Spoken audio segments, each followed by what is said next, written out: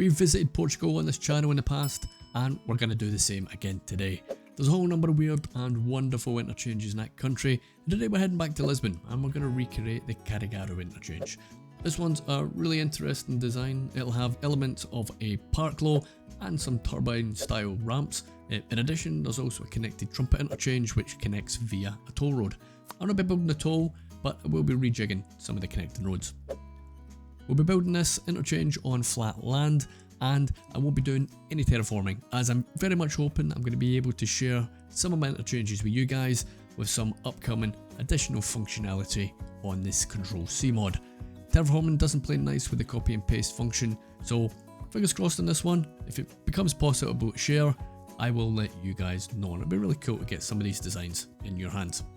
I created this interchange live on Twitch, so if you're not following already, go and give me a follow. Hopefully I see you there. So I went and put the highway in, pretty straightforward. It's just a simple bridge at a 10-meter height. I am going to start in the middle here and going to work my way out. So the little park low type loop is the very first thing that we'll need to create. Looking at the interchange, you can see that it essentially has 3 large loops. The best way to approach this is to get the bulk of these loops in place first. And what I mean by that is that we're going to get the largest part of the loop. It will kind of form a semicircle. So we're going to get 3 of these semicircles in place, and then we can adjust the heights once we're happy with the positioning. The first big loop will run from the outside of the tiny park-law loop. The second big loop will run directly opposite from the first one, and it will be a little bit larger. I can take a small section of road off here as a marker, and then we can basically run the semicircle off the 90-degree angle across the road, and that should give us some exact positioning that we want. The third big loop semicircle is the most outer one, and we're going to form that on the opposite side of the small park law, and that pretty much gives us the basis of forming this interchange. So we're happy with the positioning of the semicircles. Now it's time to get some of these connected to the main highway. This will involve changes in elevation, and to get this done, we're going to delete part of the curves, and we're basically going to redraw them, and we'll redraw them at the required elevation. So we can either bring the interchange or bring the ramps down, or we can bring them up to a higher level. So getting it done nice and smooth this way, and then we'll get them back into the exact same position. We're just going to create a little marker at the end of the curve, and we're going to be using it as a marker when we're drawing the curves back in. So we just delete them, redraw them, change the elevation to the required height. At this point, I'm not too bothered about the specific connections going into the highways. They're going to need adjustments later on anyway, but let's get it connected. We'll just make sure we haven't missed anything out, and we'll sanity check the whole thing before we start making some fine adjustments and some decent quality connections to the highway. So connecting to the highway, we can just use either a simple curve or, depending on the section, we can use the complex curve. But if you're giving this kind of stuff a go yourself, using a complex curve can be a little bit of trial and error to get the curves looking good and looking uniform. So don't be afraid to just delete it and redraw it and find the curves that work. And again, same idea with the ramps and the configurations of the ramps even. If you want to add additional lanes or whatnot, feel free, it's your interchange, do what you want. And I do want to take a minute or two just to say a big thank you for the ongoing support from our Patreon members and our YouTube members. I really appreciate it, guys. Thank you so much. So we'll take a couple of minutes here just to get all of this stuff nicely wrapped up, and I'll catch you up with you in a minute.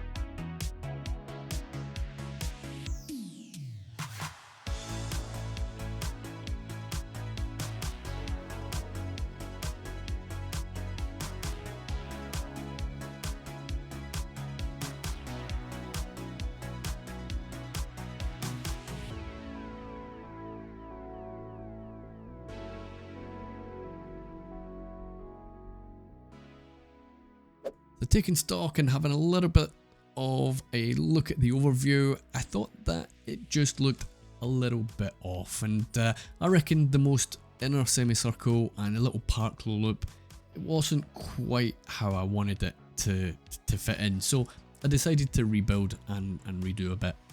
It wasn't too complex or too complicated to put it in, it was just a case of really just slotting in a new semicircle, getting it in the place that I wanted it to, and just deleting the original. And then it was a turn of redoing the little park loop in the middle of the interchange as well. I think once I took a little bit of time to adjust the position, get it the way I wanted it to look, it did look an awful lot better. I think there was a more uniform gap between the roads, and the loop looked like a more appropriate size as well.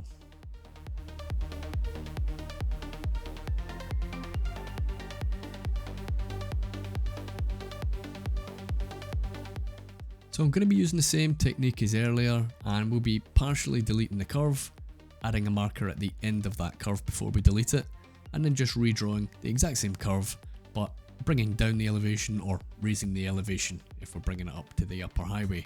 Remember, we won't bring it all the way necessarily, it can just be a partial raise, and when we connect and complete the ramp, then you can do the rest of the change of elevation then, whatever works at that particular ramp. There'll be a couple of points where I want to add additional lanes. Some of these lanes will need to run into a 2-lane, so I just want to pick the point where the 2 lanes are going to start, and we'll just draw a little marker from that point. We'll just upgrade it after the marker and convert it into a 2-laner.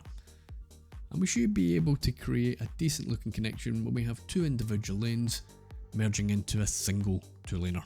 We're just going to finish off connecting some of the ramps, and I reckon we can get this hooked up. It's always nice to see the traffic moving. We'll give it a once over, and as I said earlier on, we'll make sure that we haven't missed any connections. So it's looking good to me. Traffic is running pretty decently. I don't think we've missed anything out, which is the most important thing. So now at this point, I went ahead and we're just going to go and get some of the lane maths sorted out. We'll do the usual, and we'll give dedicated lanes as and where we can, and that should help with traffic entering and exit the interchange. This will create some funny looking connections from the highways to the ramps, and that is absolutely fine. We'll be redoing them anyway, and we'll be making them look nice in just a few minutes. And really, that's part of the reason why I didn't spend too much time earlier making a super smooth connection. We're going to be messing about with this stuff and doing some fine adjustments. Now there might be a couple of points here where we need to adjust the height of some of the ramps.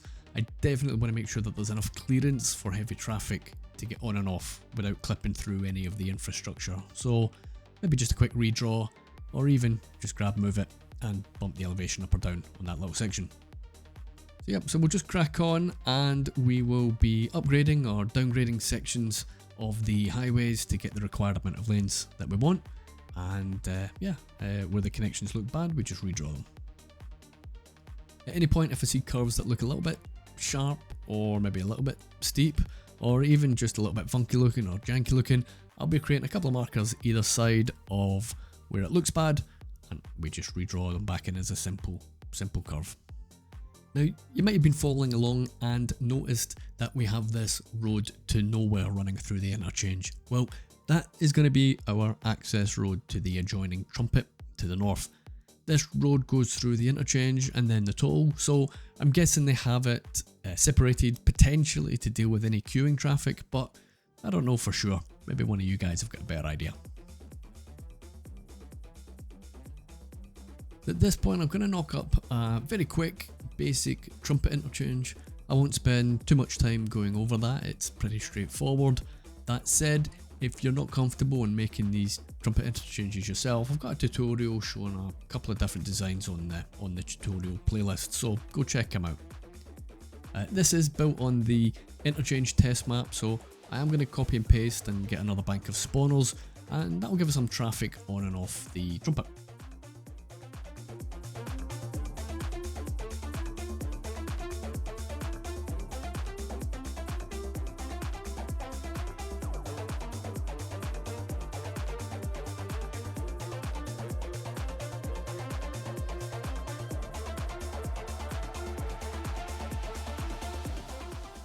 I mentioned at the beginning that I am purposely creating this on flat land, and as you see the interchange now, this is pretty much how it's going to look if I'm able to share it through the copy and paste functionality. So that's pretty much it for the main part of the road. We'll make it look a little bit prettier now, and I'm going to add some key walls for safety barriers, and I reckon for a bit of background and a bit of context, I can add a small town and something of an industrial estate to the north. As this is just a standalone build, I'm not too concerned about too much of the detail or really any of the services, to be honest. I'm going to be using the infinite demand mod and we'll get it filled up nice and quick. I will get some nice vegetation and some trees added, and then I'm going to try and get the colours on the roofs and the houses looking something like you might find in this part of the world. The middle of the interchange was looking a little blank, so I went and added some surfaces and a few trees and bushes. We'll just try and make it look a little bit more interesting. And while we're at it, we'll stick in a bit of wildlife, and why not?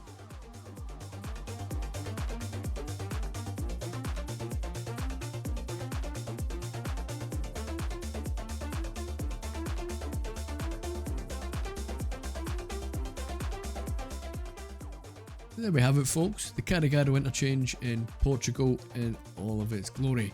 It looks like a complicated one, but actually, as you've seen, once you break it down and you get those semicircles in place, it's really just a case of connecting up the ramp, so it's not too bad. So, hope you enjoyed this one, guys. If you have, don't forget to like and subscribe, it really does help, and I'll see you in the next one. Take care.